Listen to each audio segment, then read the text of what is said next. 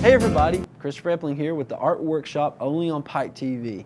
This is Sketches, where we show you at home different tips and techniques that you can use to create your own supplies, do-it-yourself art mediums, and even tips and techniques on how to go around the expenses sometimes associated with certain materials and products so that you can do it right there in your home with what you have around you. Now today's technique is something that has been talked about and used in schools for a while, but we're going to take a different angle on it in one small step that teachers sometimes don't mention. There are actually really cheap and efficient tools for this little tip and technique that we're going to be talking about. So that is something though that you will have to probably purchase. But other than that, everything should be just so simple and easy to access right at home. Now what we're going to be talking about getting around today is the expenses associated with this stuff here called Linocut. Now Linocut is a material that is usually bonded to some sort of a surface that you take and you trim and you cut, and then you take ink and you roll it over that, and then when you put this down on paper, it makes an impression of whatever it is you cut out, like a giant stamp. This is actually linoleum. Now they make different versions of this. This particular Linocut is on styrofoam, but they also make Linocut on corkboard or wood. Now this is one of my early attempts. This is a Bigfoot reading a comic book. This turned out terrible. I'll go ahead and tell you, I tried very hard to get this where I wanted it, but this is a really tough substance to cut on, especially this type. It's a lot harder, but this is a little easier actually. Now this is something that I cut out recently, just an alien head. Now you notice this is like flimsy. It's really weird and flimsy, yes, but this is actually the Linocut after it's been trimmed and pulled off of this base. And what you have left then is this, which as you can see is black because I've already put ink on it and used it a bunch of times. And after you do that, you can make tons of prints and prints and prints after prints. It's a really fun medium to play around in.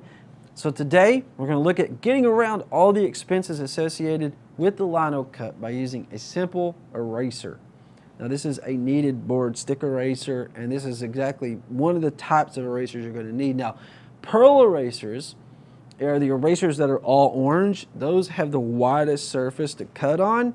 Now, this is a Empire type brand. It's a little skinnier, but you'll get the idea with today's show and exactly how to use this in order to make your own stamps or your own print block even. It means you print it over and over and over like a stamp right there at home, okay? Now let's talk about our tools. Tools are important. I know that in schools, a lot of times teachers will ask students to use X-Acto knives. Here's the big disclaimer on today's show. Using sharp tools, of course, could lead to cuts. So if you're a student or a young child at home, before you ever use this stuff, get parental supervision. We do not endorse children playing with sharp objects on their own here on the Art Workshop or Sketches. Just say that outright, okay? But this is a set of cutting tools. Now this will cut wood, this will cut lino cut, this will cut just about anything really, and your finger. So be careful, right? This is just one particular set. This really wasn't that expensive at all, to be honest, but these have wooden handles, and as you can see, that's a pretty sharp blade. That's not something you just want to start moving around and playing with and sticking in your hand. This is something that you want to be careful with. Now, do you need these special tools in order to do this with? Well, in a way, yes. I mean, X-Acto knives, they're kind of got a really sharp point on them, and they're really hard to make wide cuts. And I think, in my opinion, they're easier to cut your finger with. Now, I do want to show you another option. This is more of an upscale option. This is what, you know, a lot of woodcutters will use. This is a big handle. Now, these are industrial type woodcutters. These are types of things that you can actually get in order to cut through just about anything. Do not use these at home if you're not with a parent, if you're a young child, if you're an adult even. Be careful with these because you still have hands that can cut and be cut by sharp objects just as well or just as much as children can. But I'm going to share with you this right here. Now this is a very affordable option that you have. This is available at a lot of hobby stores. This is basically a cheaper version, but still durable nonetheless. Not just because it costs less doesn't mean it's less efficient. But with these, what happens, just like the other tools, they have exchangeable ends. So you pull that out, and then you pick what type of tip best suits your need, okay? And you take that and you insert it into the edge here, just as so, and then you tighten it up. Now, as you'll notice, like I said, there's different edges. When you have these type of ones that are a little bit beveled, those are for really nice straight lines. If you see some that are more like this is more the X-Acto knife effect. We're making really, really tight, almost like drawing on a stamp or drawing on a stamp pad or drawing on a Linocut or an eraser. So you have different options, and this is very affordable. Now there's a couple more items that you probably will need for this. And of course, to make a type of rubber stamp, you're also going to need ink, of course. Now, a lot of times stamps will have a stamp pad. So if you have a stamp pad laying around at home and some erasers, then you're good to go. You can do this with an X-Acto knife, but you have to be very careful because that can lead to, like I said, problems.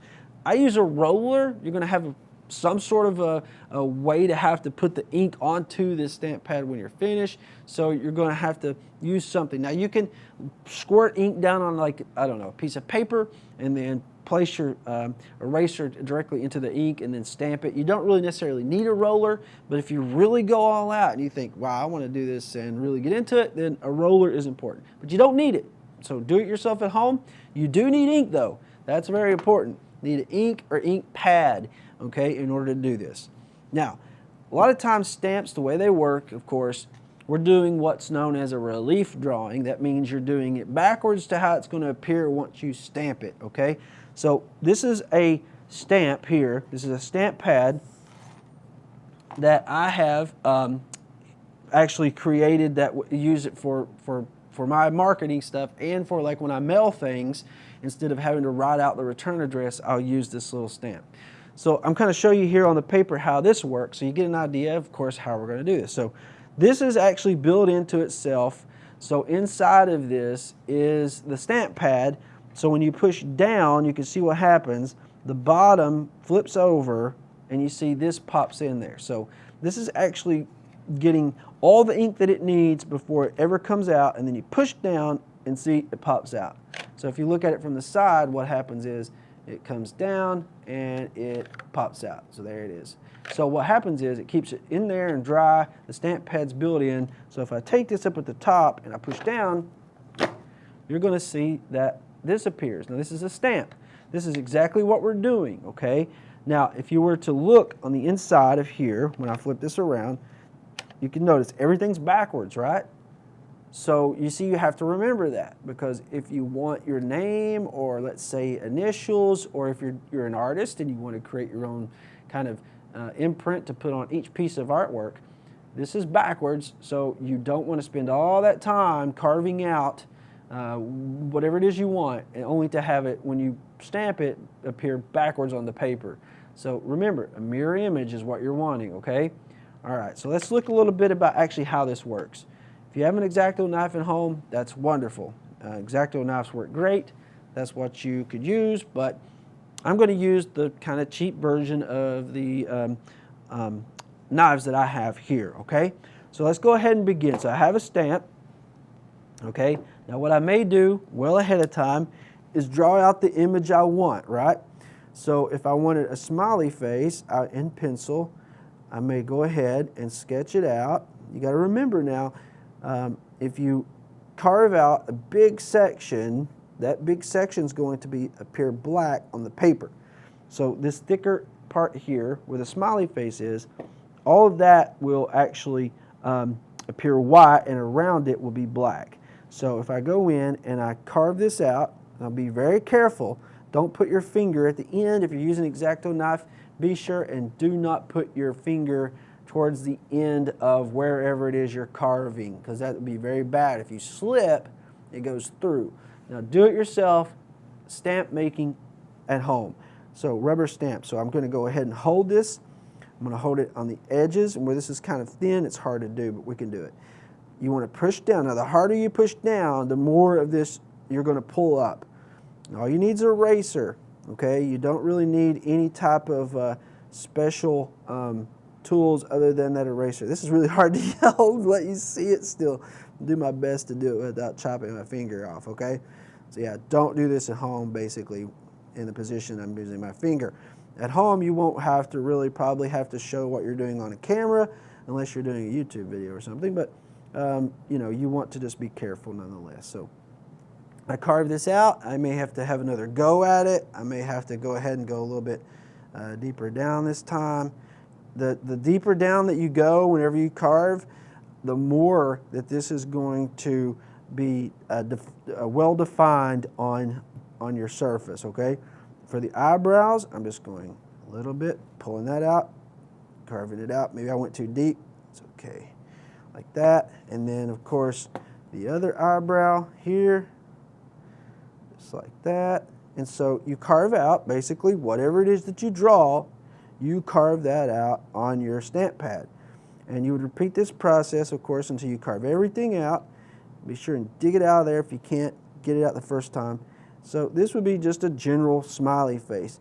Now I went ahead earlier before we started recording and I actually carved out a few things and I'm going to show you how this works. So first thing you're going to need to do, of course, is to have a scrap piece of paper you can put some ink down on. And what I did earlier is I carved out a little bit better smiley face than what that was. And as you can see, I've already tested it, so this black surface has been dipped. This is just an eraser, that's all it is, okay? So I'm gonna take this, get a little bit of ink. If you have a stamp pad at home, that works really good. If you're really desperate, you can break open a ballpoint pen, but I don't recommend doing that without parental supervision. You take this and then you can either, like I said, if you don't have a roller, that's fine. Just take your your eraser and get it nice and solid and nice and inked over very well. And then you could take that and you can make your stamp appear many times as you can while the ink will still remain wet on the surface. So as you can see now, what I carved out, I got a little bit inside of there, but what I've carved out is going to be white. What you do not carve out, of course, will remain black. Good example here on be careful about how you letter backwards, right? So I wanted to do a Pike TV stamp, okay? So I took the Pike TV stamp and I carved it out just as it's written, just as you would see how as it would appear looking at it, written down or carved out. Just you can read it basically. It's not a mirror vision. You can put a little bit more ink on here so you can see exactly what I've done wrong. So I've carved it out. It says Pike TV. I thought this is going to be great. It's going to work so well. And guess what happened? When I go to put the stamp down, it's backwards, right? You want to press down evenly all around too. Pike TV is backwards.